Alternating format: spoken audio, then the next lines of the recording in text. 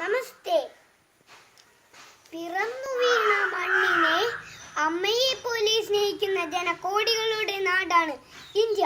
അത് എൻ്റെ രാജ്യം.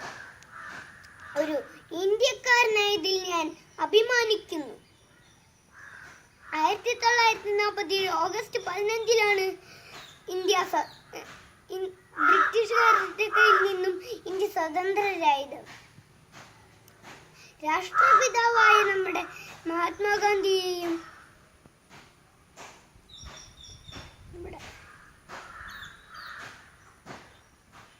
നമ്മുടെ സ്വാതന്ത്ര്യത്തിന് വേണ്ടി ജീവൻ ബലിയർപ്പിച്ച നമ്മുടെ ദേശസ്നേഹികളെയും പിന്നെ നമ്മുടെ രാജ്യം കാക്കുന്ന പട്ടാളക്കാരെയും നമുക്ക് സ്നേഹത്തോടെ ഓർക്കാം.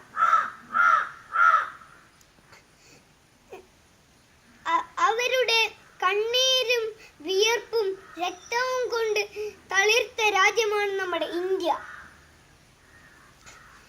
ഒരു ഇന്ത്യ